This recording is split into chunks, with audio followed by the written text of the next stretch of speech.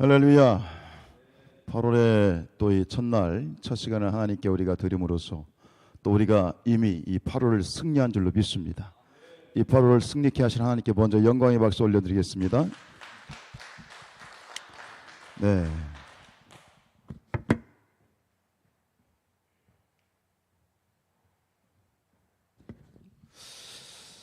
감사한 금 조은자 권사님, 초하루 기도회를 통하여 하나님 영광 받으옵소서. 최명순 장로님, 비미순 권사님, 8월 날 주님의 인도하심으로 따라가게 하옵소서. 아메리 권사님, 온전히 주님과 동행하는 8월 되게 하옵소서. 저희 가정에서 잠깐 기도하겠습니다. 할렐루야. 하나님 감사합니다. 오늘 이 8월의 첫 시간, 늘 해가 뜨면 돌아오는 또 첫날 새벽인 것 같지만 하나님, 이 하루가 또 이 한날이 하나님의 자비요, 하나님의 인자하심이고 또 저에게 허락하신 특별한 축복이고 기적인 줄로 믿습니다. 특별히 8월 한 달을 하나님께 올려드리는 이 시간에 하나님 예비된 은혜를 허락하여 주시옵시고 특별히 주님께 드려진 귀한 예물 받아 주시어서 그 속에 담긴 하나님의 귀한 하나님에 대한 열정과 하나님에 대한 기도와 하나님에 대한 하나님 모든 소망 가운데 응답하여 주시옵시고 한량없이 하나님의 큰 은혜로 쏟아부어 주옵소서. 귀한 하나님 손길 축복하여 주옵소서. 예수님의 이름으로 기도하였습니다. 아멘. 할렐루야.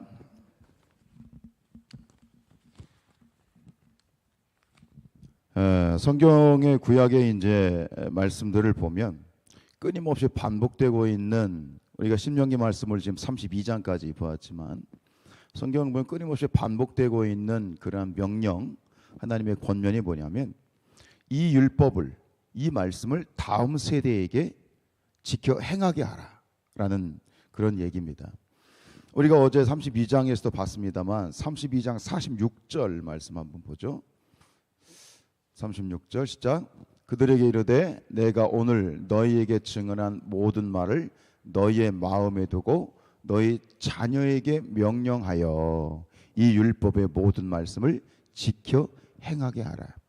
우리가 어제 본 말씀이에요. 그런데 이미 성경은 모든 곳곳에서 동일한 더 강력한 그러한 강조를 하고 있지요.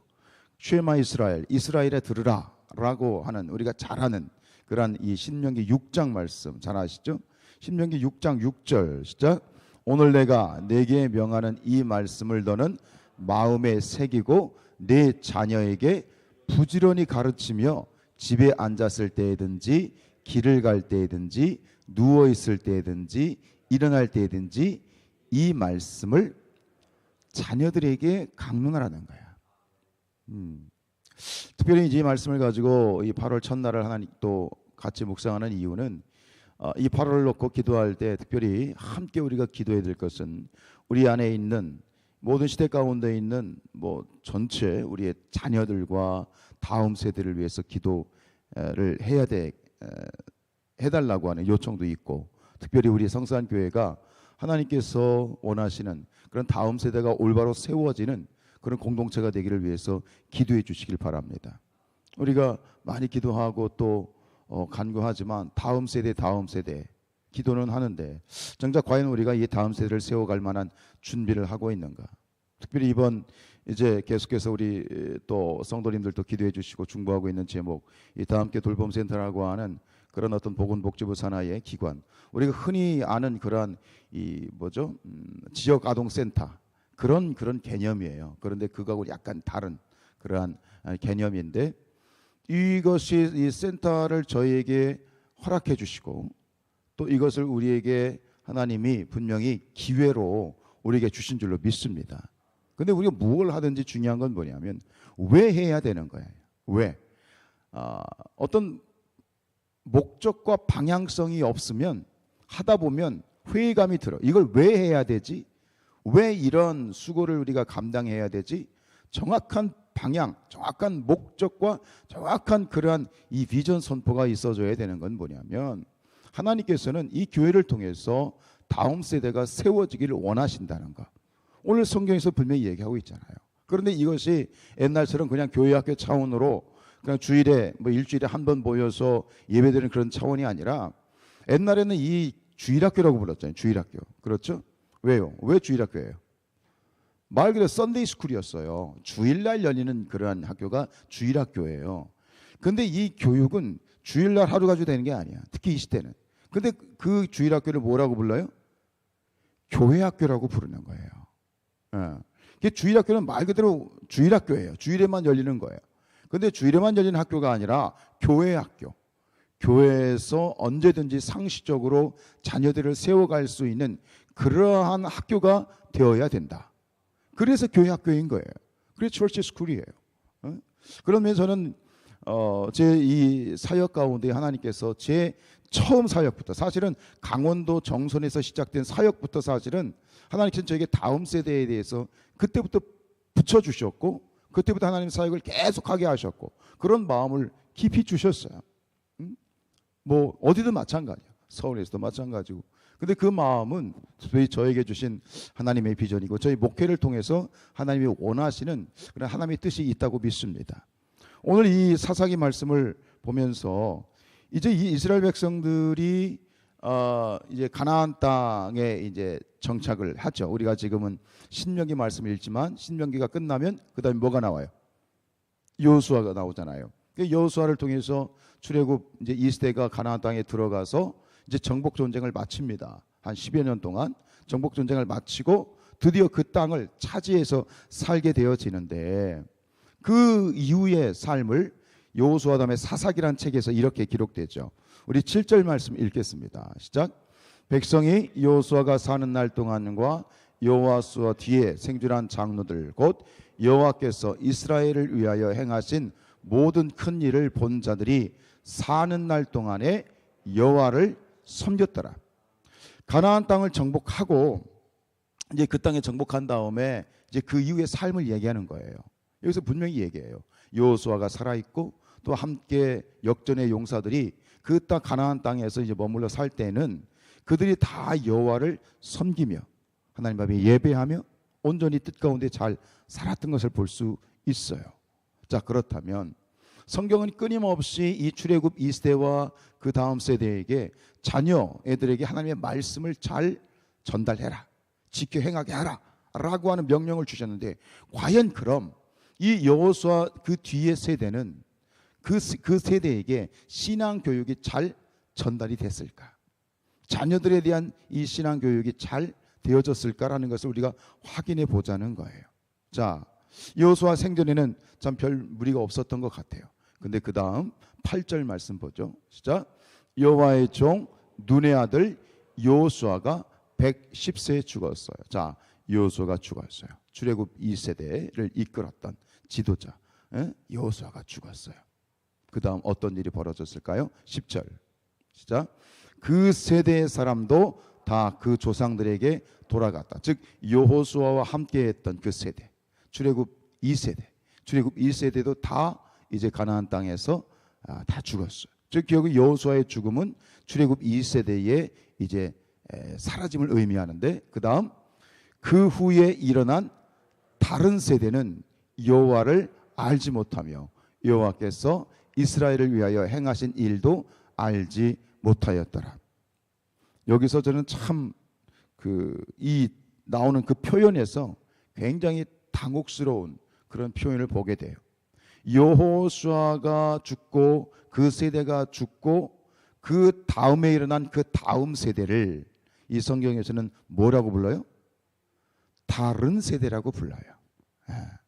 넥스트 제너레이션이 돼야 되는데 another generation이라고 불러요. 다른 세대예요. 여기서 다르다라는 것은 굉장히 중요한 의미가 있죠. 왜 달라요? 그 다른 세대는 어떤 세대? 하나님을 알지 못하고 또 하나님의 행하신 일도 알지 못했다. 이게 무슨 뜻일까? 어떤 이유인지 모르겠지만 이 자녀들에 대한 이 출애굽을 한 2세대, 출애굽 가나안 땅 정복을 하고 그 다음에 일어난 이 3세대, 그 4세대가 하나님을 알지 못했다. 참 당혹스러워요. 그래서 그 다음에 일어난 이 다른 세대, 그 다른 세대의 역사를 기록해 놓은 것이 기록해 놓은 성경이 뭐예요? 이 사사기예요.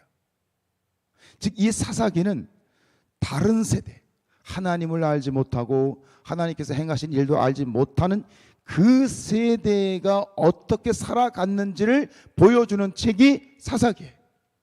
그리고 이 사사기는 소위 뭐라고 불립니까? 사사기의 역사는 이스라엘의 암흑기라고 부릅니다. 이스라엘의 암흑기, 그 암흑기를 살았던 주인공들을 오늘 이 사사기에서는 이렇게 표현하는 거예요. 그 다음에 일어난 다른 세대라고 하는 거예요.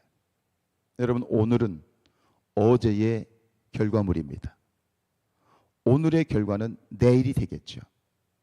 오늘 우리 이 교회가 다음 세대에 대한 그런 걱정, 기도, 또 염려를 많이 합니다. 코로나로 인하여서 교회 학교는 쑥대밭이 되어 있습니다. 과연 교회의 미래가 있는가?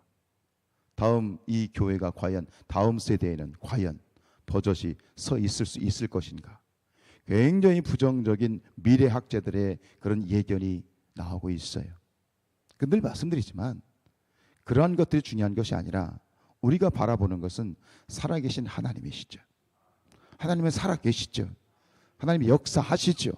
지금 우리 눈앞에 보이는 것이 부정적이다, 어떤 막 부정적이고 안 보이고 캄캄하다 할지라도 하나님이 역사하시면 되는 거예요. 하나님은 하실 거예요. 절대로 교회가 없어지지 않아요. 왜냐하면 이 마지막 시대의 하나님의 꿈은 교회를 통해서 이루어질 거기 때문에 그래요. 그런데